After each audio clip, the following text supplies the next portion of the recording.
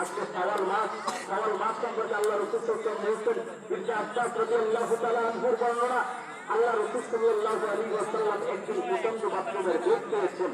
রাসূল সাল্লাল্লাহু দৌড়ে বাথরুমের মধ্যে চলে গিয়েছেন। ইবনে আব্বাস রাদিয়াল্লাহু তাআলা আনহু লক্ষ্য করেছেন, ইবনে আব্বাস দৌড়ে গিয়ে পানি পৌঁছে দিয়েছেন।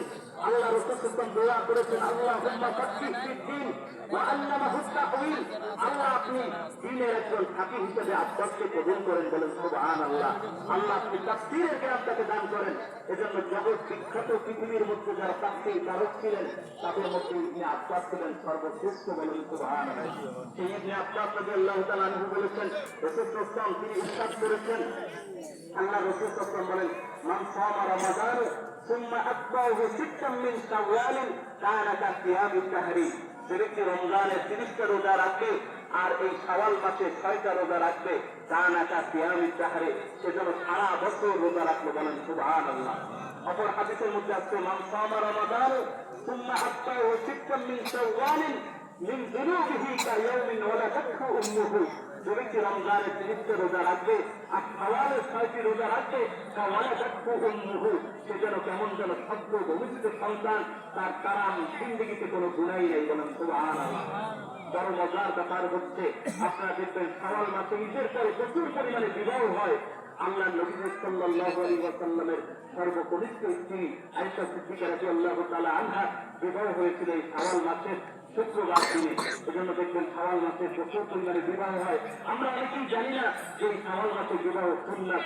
নবী সাল্লাল্লাহু আলাইহি ওয়াসাল্লামের সর্বকনিষ্ঠ স্ত্রী আম্মা জান আয়েশা সিদ্দিকা রাদিয়াল্লাহু তাআলা আনহাকে বিবাহ করেছিলেন রাসূল সাল্লাল্লাহু আলাইহি ওয়াসাল্লাম এই শাওয়াল মাসে। আল্লাহ তাআলা আমাদের তৌফিক দান করুন। আল্লাহ তাআলা আজকে বড় আমরা ভাগ্যবান যারা 30টা রোজা রাখতে পেরেছি। আমাদের আত্মাটা আজকে অনেক বড়। আজকে নামাজ তাদের জন্য, তাদের মনটা দেখবেন অনেক বড় যারা 30টা রোজা রেখেছি।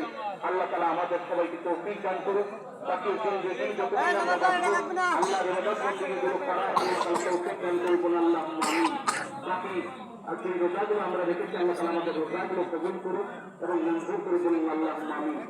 হযরত ওমর রাদিয়াল্লাহু তাআলা আনহু যিনি বাদশাহ জাহানের খলিফা, লাউ কানা বা'দি নাবিয়্যান লাকানা ওমর, যার ব্যাপারে বলা হয়েছে আল্লাহ রাসূল বলেছেন আমার পরে যদি কেউ নবী আসতো আল্লাহ ওমরকে নবী বানাইতেন।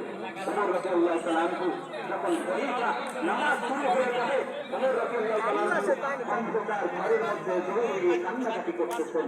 সাহাবী হযরত আবু হুরায়রা রাদিয়াল্লাহু তাআলা আনহু যিনি সর্বাধিক হাদিস বর্ণনা করেছেন, 5945টি হাদিস তিনি বর্ণনা করেছেন, দৌড়ে গিয়ে আবু হুরায়রা বললেন, ভাই ওমর তুমি এই কিসের জন্য কান্নাকাটি করতেছো কেন? সাহাবায়ে কেরাম মাঠের মধ্যে বসে আছে, তুমি তো নামাজ পড়ো না, তুমি তো হচ্ছে উম্মাহাতুল মুমিনিন, তুমি নেতা, তুমি হচ্ছে নেতা, তুমি তো নামাজ পড়ো না, তুমি আজকে কেন কান্নাকাটি করতেছো? ওমর রাদিয়াল্লাহু তাআলা আনহু ডেকে বললেন, আমি তো রোজাগুলো রেখেছি, আল্লাহ রোজাগুলো কবুল করেছি কিনা জানি না, আমি যদি ভাড়া দিয়ে যাই, আমি যে তারাবি করেছি কবুল হয়েছে কিনা জানি না, আমি ওমরের ভয় লাগে।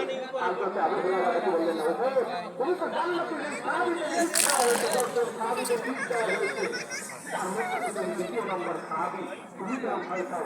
ওমর তিনি বলছেন, আমি ভয় পাই কিয়ামতের ময়দানে আল্লাহ যদি ধরে বসে, ওমর তোমার দায়িত্বগুলো ঠিকভাবে পালন করেছে কিনা, ওমর তোমার রোজাগুলো কবুল হয়েছে কিনা, ওমর তোমার নামাজগুলো কবুল হয়েছে কিনা। এজন্য আমরা কেউ গ্যারান্টি দিতে পারবো না আমাদের নামাজ কবুল হয়েছে, আমাদের রোজা কবুল হয়েছে। আল্লাহ তাআলা আমাদের তৌফিক দান করুন, আল্লাহুম্মা আমিন।